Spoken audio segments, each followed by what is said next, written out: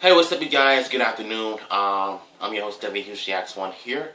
Now, today I want to talk to you all something about a childhood franchise that I grew up with, and that is the Power Rangers. Yes, folks, the Power Rangers that I grew up with since my childhood. To tell you all the story, this is when I did not know anything about the Power Rangers until 2000, no, around, and I believe it was around the early 90s when I was just a toddler. I didn't know how to talk because I was diagnosed with autism at the time. So once I kind of knew what Power Rangers was, is when I saw the last scene with the Green Medieval Saga Part 5 when the Megazord was picking up the Dragon Zord, and that was the only clip of that I've ever seen. Hold on. Sorry about that, guys. So anyways,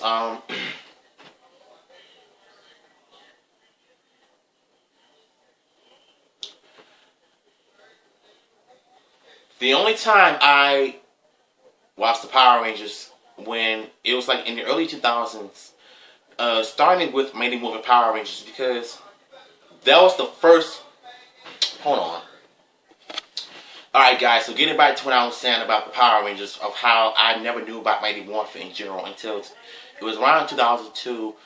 No, like in the past, I was like, as a child, I did have the VHS copies of the Mighty Morphin series, like a bit of season 1, but most of it was like season 2, like in the early season 2 episodes, Plenty of the Brain, The Bloom of Doom. I did have the Green Medieval Saga Part 5, so that was the last video package I had. But around 2002, I went to the stadium. It's like a little flea market. I've seen the Happy Birthday Zach 1993's VHS cover art. It kind of looks like this, but what's special about these VHS box art is the art. And I've always loved when the Rangers are morphing into the Ranger and to the Zords. And Zach and Kimberly's face always scared me, in my opinion, because when I first seen them, I'm like, why did their face look like that? Are they on drugs or something? But then I realized that it was art. So it was kind of cool that they actually did that back then. Even though mine is a little beat up, but still, it's still a classic among others. So I didn't know anything about Mighty Morphin Season 1, until around 2002, when the old ABC family used to play a marathon of Power Rangers series and seasons in general. Then I kind of fell off when the Turbo Power Rangers movie came out. It sucked nuts. And even the first half of the series sucked. Then I became a huge fan of the Power Rangers all my life. Like, that's all I've ever known was watching Power Rangers. Then I became fans of, such as Marvel, DC, Mortal Kombat fighting games, Street Fighter games, or whatever. I was just being myself, but I'm tell you what made Power Rangers great for me, especially the old school ones like Mighty Morphin, Zeo, In Space, Time Force, like all the good scenes that I actually like and what I love about them. They're unique, they have better fight scenes, and their actors were real martial artists, and they did their own stunts, but not in the suits, but unmorphed. So, so what has Power Rangers been to these days? Down the toilet, thanks to Nickelodeon. Ever since Saban and Saban Brands announced that Power Rangers would be coming to Nickelodeon, and I was like, okay, that's great, but which season? Samurai was the worst thing that's ever happened. That has ever happened in 2011. Because, number one, the actors were bad. The storyline was terrible.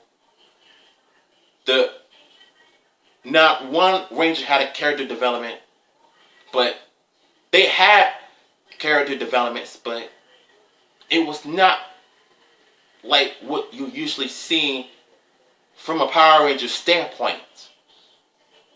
And the fact that Samurai was that bad, especially Kevin's actor, my God, he was the worst Blue Ranger and the worst actor among the team. Mia sucked. Emily sucked. Jaden sucked. Antonio sucked. The only Ranger that I kind of relate to was Mike. He was the only Ranger, and Hector David Jr. did a good job on his character because he was good. I understand that most of these actors are on their first job as Rangers. There is no excuse of why you had to have them say these terrible acting lines, and you know the show is gonna suck nuts in its own way. And then this whole hiatus thing started. It's what ruined the franchise even more. You gonna wait till like what? 6 months? Like you gonna wait till 6 months for a series to come back on, and then all of a sudden you're gonna just do its bad job of running its seasons. Even the way they shot the original footage looked terrible because it's just like Disney seasons, like, Mystic Force, Overdrive, Jungle Fury, RPM. When it comes to the Rangers, when it comes to, the cameraman doing his shakiness among the fight scenes, it's gotten annoying. And then I started noticing the Kokaichers Super Sentai series is sort of the same way, but I think the people from Japan must have followed the same format as the American Western Ranger series did when it came to the, camera shakiness, in my opinion. What I'm trying to say is, guys, is that Samurai was a terrible seasons, as well as the super seasons that followed along a year later. I'm talking 6 years of frustration. 6 years of frustrations within the Power Rangers. Then Super Samurai came out, and it was the worst thing I've ever seen. Like, they left the sour taste out of my mouth. Even Megaforce was the worst. So-called 20th anniversary that is misrepresenting the Rangers from 20 years. Megaforce tries to be like Mighty Morphin when it comes to the whole teenagers with attitude thing again. And I can admit, I thought it was pretty cool at first that they're paying homage to the original cast. But unfortunately, it fell hard on his face.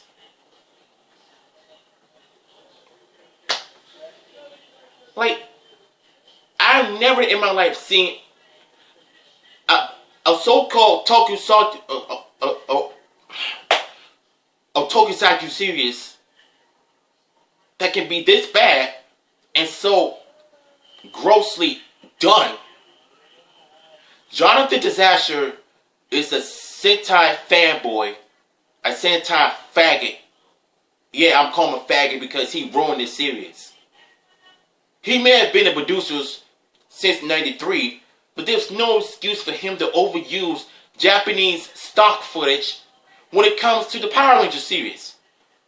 And I hate that they keep talking down to the kids like they're stupid. Kids are not stupid. Adults are not stupid. We're the ones who grew up with the franchise. And you're treating this like crap. Come on now. Andrew Gray is the worst actor when it came to the Red Ranger Troy. Troy sucked as the Red Ranger. He couldn't act his way out of a Ranger, out of his Ranger career. Even Super Megaforce was the worst. And by God, you do not want to get my harsh opinions on Super Mega Force. Other than it's terrible, it's trash, it's garbage, and it's basically the reason why I hate Power Rangers. I hate the franchise even more because of it. Terrible acting, terrible editing, terrible storylines, terrible writing, and terrible character development. Noah is the only Ranger on the team that had two focus episodes. One for Mega Force and one for Super Mega Force. That was it. All the other Rangers did not have one character development. Gia was underdeveloped. She did not have one character development, not one focus episode from Mega Force and Super Mega Force. She was okay with me, but at the same time, the show still suffered its flaws. And it showed a whole bunch of that.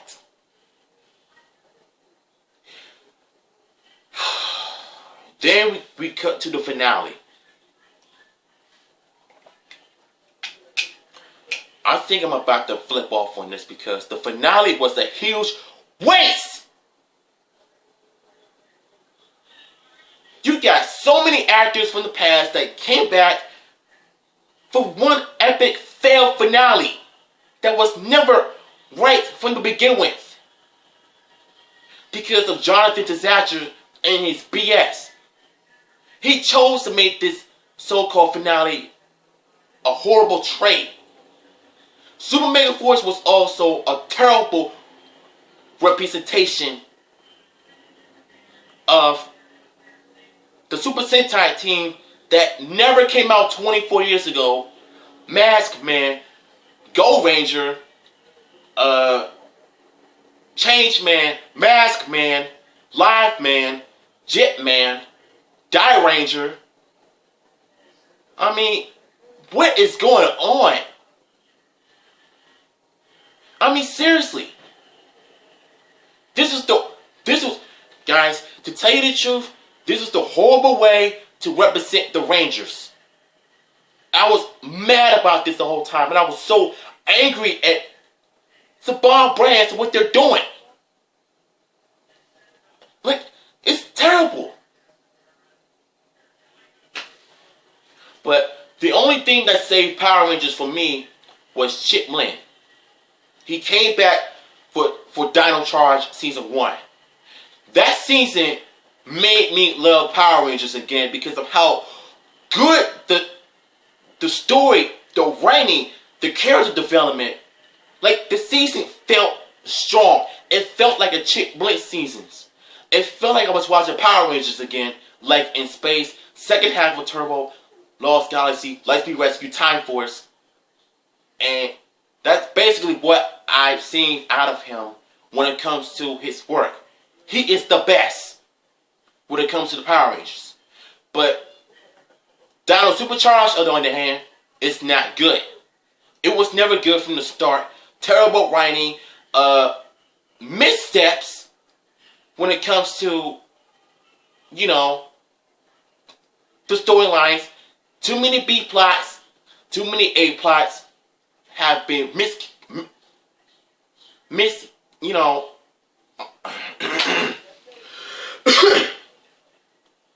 Look, all I know for sure is that Dino Supercharged was not good. But the worst part was Ninja Steel. Ninja Steel, on the other hand, was a terrible season. And it's still a terrible season to this day. And I highly recommend you guys not to watch it because it is that terrible. I tried watching it. You've seen my reactions of it in the past. But I just could not get through it. They're trying really hard to make me hate Power Rangers again. Chip Lynn is not fully involved with the seasons. So, that is my 6 years frustrations within the Power Ranger franchise. And understand this. I hope to God when the 25th anniversary comes out next year, they better end their stupid contract with Nickelodeon. I would definitely put the franchise in Netflix. No, on Netflix and on YouTube. Forget Nickelodeon. They ruined everything. I'm sorry, but it's the truth.